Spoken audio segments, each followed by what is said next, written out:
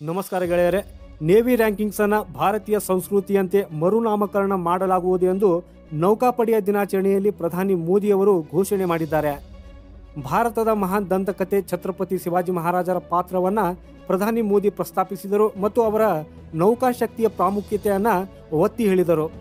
ಗೆಳೆಯರೆ, 4 ಡಿಸೆಂಬರ್ 2023 ಸಿಂಧದುರ್ಗದ ಜಿಲ್ಲೆಯಲ್ಲಿ ನೌಕಾಪಡೆಯ ದಿನಾಚರಣೆಯ ಸಂದರ್ಭದಲ್ಲಿ ಮಹಾರಾಷ್ಟ್ರ ರಾಜ್ಯಪಾಲ ರಮೇಶ್ ಬೈಸ್ ಮತ್ತು ಮುಖ್ಯಮಂತ್ರಿ ಏಕನಾಥ್ ಶಿಂದೆ ಅವರೊಂದಿಗೆ ಪ್ರಧಾನಿ ನರೇಂದ್ರ ಮೋದಿಯವರು ನಾವಲ್ ಶಿಪ್ ನೌಕೆಯ ಭಾರತದ ಮೊದಲ ಮಹಿಳಾ ಕಮಾಂಡಿಂಗ್ ಅಧಿಕಾರಿಯನ್ನು ನೇಮಿಸಿದ್ದಕ್ಕಾಗಿ ಭಾರತೀಯ ನೌಕಾಪಡೆಯನ್ನು ಅಭಿನಂದಿಸುತ್ತಾ ಪ್ರಧಾನಿ ನರೇಂದ್ರ ಮೋದಿಯವರು ಭಾನುವಾರ ಭಾರತೀಯ ನೌಕಾಪಡೆಯ ರ್ಯಾಂಕಿಂಗಲ್ಲಿ ಸಂಸ್ಕೃತಿಯನ್ನು ಪುನರ್ಜೀವನಗೊಳಿಸುವಂತೆ ಒತ್ತಾಯಿಸಿದರು.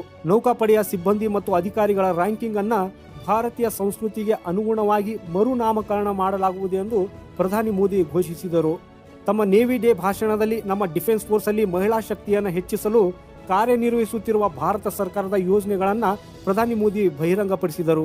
ಅವರು ಏನು ಹೇಳಿದ್ದಾರೆ ಅಂದರೆ, ನಮ್ಮ ಪರಂಪರೆಯ ಬಗ್ಗೆ ಹೆಮ್ಮೆಯ ಭಾವನೆಯೊಂದಿಗೆ ಭಾರತೀಯ ನೌಕಾಪಡೆಯ ರ್ಯಾಂಕಿಂಗ್ ಅನ್ನು ಭಾರತೀಯ ಸಂಸ್ಕೃತಿಯ ಪ್ರಕಾರ ಮರುನಾಮಕರಣ ಮಾಡಲಾಗುವುದು ಎಂದು ಘೋಷಿಸಲು ನಾನು ಹೆಮ್ಮೆ ಪಡುತ್ತೇನೆ. ನಾವು ನಮ್ಮ ಡಿಫೆನ್ಸ್ ಫೋರ್ಸಲ್ಲಿ ವುಮೆನ್ಸ್ ಪವರ್ನ ಹೆಚ್ಚಿಸುವ ಕೆಲಸ ಮಾಡುತ್ತಿದ್ದೇವೆ. ನಾವಲ್ ಶಿಪ್ಪಲ್ಲಿ ದೇಶದ ಮೊದಲ ಮಹಿಳಾ ಕಮಾಂಡಿಂಗ್ ಆಫೀಸರ್ಸ್ ಅನ್ನ ನೇಮಿಸಿದ್ದಕ್ಕಾಗಿ ನಾನು ನೌಕಾಪಡೆಗೆ ಅಭಿನಂದಿಸಲು ಬಯಸುತ್ತೇನೆ.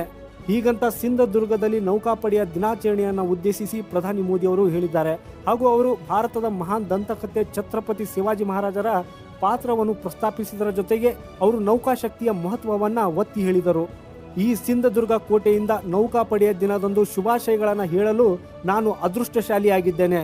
ಛತ್ರಪತಿ ಶಿವಾಜಿ ಮಹಾರಾಜರು ಸಮುದ್ರದ ಶಕ್ತಿಯ ಮಹತ್ವವನ್ನು ತಿಳಿದಿದ್ದರು. ಅವರ ಘೋಷವಾಕ್ಯ ಅಂದರೆ, ಸಮುದ್ರವನ್ನು ನಿಯಂತ್ರಿಸುವವನು ಅತ್ಯಂತ ಶಕ್ತಿಶಾಲಿಯಾಗಿರುವನು ಎಂದು ಅವರು ಹೇಳಿದರು. ಛತ್ರಪತಿ ಶಿವಾಜಿ ಮಹಾರಾಜರಿಂದ ಪ್ರೇರಿತರಾಗಿ ರಾಷ್ಟ್ರವು ಅವಲಂಬನೆಯ ಮನಸ್ಥಿತಿಯನ್ನು ಬಿಟ್ಟು ಮುನ್ನಡೆಯುತ್ತಿದೆ. ನಮ್ಮ ನೌಕಾಪಡೆಯ ಅಧಿಕಾರಿಗಳು ಧರಿಸಿರುವ ಎಪೋಲೆಟ್ಸ್ ಈಗ ಛತ್ರಪತಿ ಶಿವಾಜಿ ಮಹಾರಾಜರ ಪರಂಪರೆಯ ದರ್ಶನವನ್ನು ಹೊಂದಲು ನನಗೆ ಸಂತೋಷವಾಗಿದೆ. ಹೊಸ ಎಪಾಲೆಟ್ಗಳು ಈಗ ಶಿವಾಜಿ ಮಹಾರಾಜರ ಸೈನ್ಯದ ಸಂಕೇತವನ್ನು ಹೊಂದಿರುತ್ತವೆ. ಛತ್ರಪತಿ ಶಿವಾಜಿ ಮಹಾರಾಜರ ಪರಂಪರೆಯೊಂದಿಗೆ ನೌಕಾಧ್ವಜವನ್ನು ಜೋಡಿಸಲು ನನಗೆ ಅವಕಾಶ ಸಿಕ್ಕಿದ್ದು ನನ್ನ ಅದೃಷ್ಟ ಎಂದು ಪ್ರಧಾನಿ ಮೋದಿ ಅವರು ಹೇಳಿದ್ದಾರೆ. ಹಾಗೆಯೇ union defence minister Rajnath Singh ಅವರು ನೌಕಾಶಕ್ತಿಯ ಸ್ವದೇಶೀಕರಣ ಬಗ್ಗೆ ಮಾತನಾಡಿದರು. ಅವರು ಏನು ಹೇಳಿದರು ಅಂದರೆ, ಭಾರತೀಯ ನೌಕಾಪಡೆಯ ಕಾರ್ಯಾಚರಣೆಯ ಅಗತ್ಯತೆಗಳ ಮೇಲೆ ಸರ್ಕಾರದ ಗಮನವನ್ನು ಒತ್ತಿ ಹೇಳಿದರು ಮತ್ತು ಭಾರತವು ತನ್ನ ನೌಕಾಶಕ್ತಿಯಲ್ಲಿ ಹೇಗೆ ಸ್ವದೇಶೀಕರಣದತ್ತ ಸಾಗುತ್ತಿದೆ ಅನ್ನೋದು. ಯಾಕಂದರೆ 1 ದಶಕದ ಹಿಂದೆ ದೇಶವು ಎದುರಿಸುತ್ತಿರುವ ಬೆದರಿಕೆಗಳು ಕೇವಲ ಭೂ ಆಧಾರಿತ ಎಂದು ನಂಬಲಾಗಿತ್ತು ಮತ್ತು ನೌಕಾಪಡೆಗೆ ಹೆಚ್ಚಿನ ಪ್ರಾಮುಖ್ಯತೆಯನ್ನು ನೀಡಲಿಲ್ಲ. ಆದರೆ ಪ್ರಧಾನಿ ಮೋದಿ ಅವರು ಅಧಿಕಾರಕ್ಕೆ ಬಂದಾಗ ಅವರು ಈ ಸೀಮಿತ ಮನಸ್ಥಿತಿಯಿಂದ ಮೇಲಕ್ಕೆತ್ತಿದರು ಮತ್ತು ನೌಕಾಪಡೆಯ ಮೇಲೆ ಕೇಂದ್ರೀಕರಿಸಿದರು. ಸೇನೆ ಮತ್ತು ವಾಯುಪಡೆಯ ಜೊತೆಗೆ ಇಂದು ಭಾರತೀಯ ನೌಕಾಪಡೆಯು ತ್ವರಿತವಾಗಿ ಸ್ವದೇಶೀಕರಣದತ್ತ ಸಾಗುತ್ತಿದೆ ಎಂದು ಸಮಾರಂಭದಲ್ಲಿ ತಮ್ಮ ಭಾಷಣದಲ್ಲಿ ಸಚಿವರು ಹೇಳಿದರು. ಹಾಗೆಯೇ ಅವರು ಕೆಲವು ತಿಂಗಳ ಹಿಂದೆ ಮೊದಲ ಸ್ವದೇಶಿ ಏರ್ಕ್ರಾಫ್ಟ್ ಕ್ಯಾರಿಯರ್ ಅನ್ನು PM ಮೋದಿ ಅವರು ನಿಯೋಜಿಸಿದರು. ಯಾಕಂದರೆ ಮೊದಲಿಗೆ ಹೆಚ್ಚಿನ ಉಪಕರಣಗಳನ್ನು ಇಂಪೋರ್ಟ್ ಮಾಡಲಾಗುತ್ತಿತ್ತು, ಆದರೆ ಈಗ ನಾವು ಬೈಯರ್ ನೇವಿಯಿಂದ ಬಿಲ್ಡರ್ ನೇವಿಯಾಗಿ ಮಾರ್ಪಟ್ಟಿದ್ದೇವೆ ಅಂತ ಹೇಳಿದರು.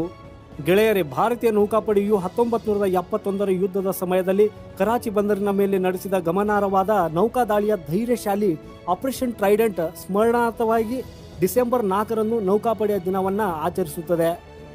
ಗೆಳೆಯರೇ, ಈ ಮಾಹಿತಿ ಬಗ್ಗೆ ನಿಮ್ಮ ಅಭಿಪ್ರಾಯವನ್ನು ಕಮೆಂಟ್ ಬಾಕ್ಸಲ್ಲಿ ಕಮೆಂಟ್ ಮಾಡಿ ತಿಳಿಸಿ. ಈ ಮಾಹಿತಿ ಇಷ್ಟವಾದರೆ ಲೈಕ್ ಹಾಗೂ ಶೇರ್ ಮಾಡಿ. ಚಾನೆಲನ್ನು ಇನ್ನೂ ಯಾರ್ಯಾರು ಸಬ್ಸ್ಕ್ರೈಬ್ ಮಾಡಿಲ್ಲ ಚಾನೆಲನ್ನು ಸಬ್ಸ್ಕ್ರೈಬ್ ಮಾಡಿ. ಫೇಸ್ಬುಕ್ಕಲ್ಲಿ ನೋಡ್ತಾ ಇದ್ದರೆ ಫೇಸ್ಬುಕ್ ಪೇಜನ್ನು ಫಾಲೋ ಮಾಡಿ. ಸಿಗೋಣ ಮತ್ತೊಂದು ಇಂಟ್ರೆಸ್ಟಿಂಗ್ ವಿಡಿಯೋ ಒಂದಿಗೆ. ನಮಸ್ಕಾರ.